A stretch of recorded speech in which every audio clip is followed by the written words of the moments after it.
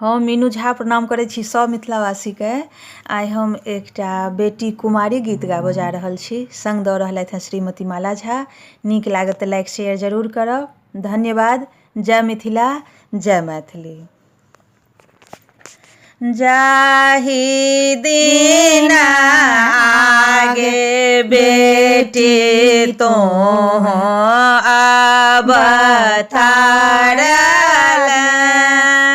ताहे दिन भेल बेसमाद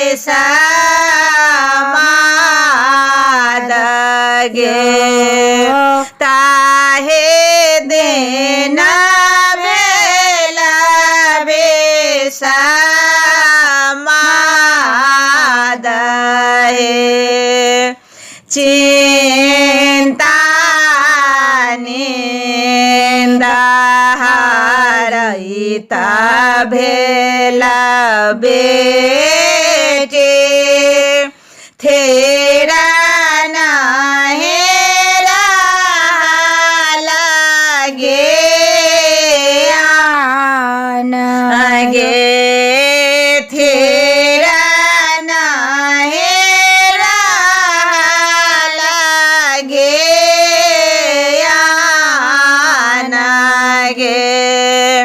पुत्र जँ होइत बेटी बाजैत बाधाबा, धिया का जनम बेसमाद गे, धिया के जनम बेसमाद गे। काथे लाए आहे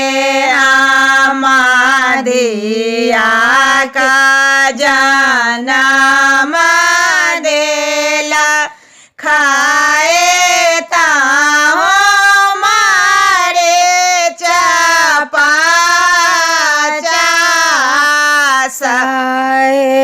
ए, खाए ताहो मारे चपाचास गे, मारे चाहे जो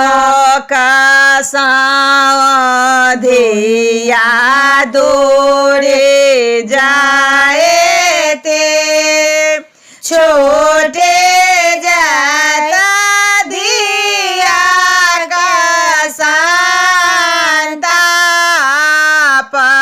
गे, छोटे जाता धिया के संताप गे। सोने बाबा उठला चेहाए, मनाए न देला ने जागाए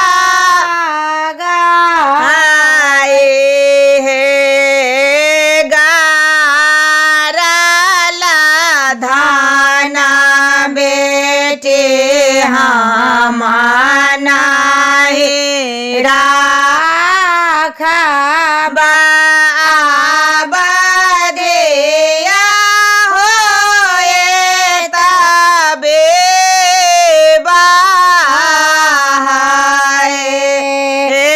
बान्हबे बाबा पोखरे खूना बिहा, घना काला गबिया आमा गाछयो,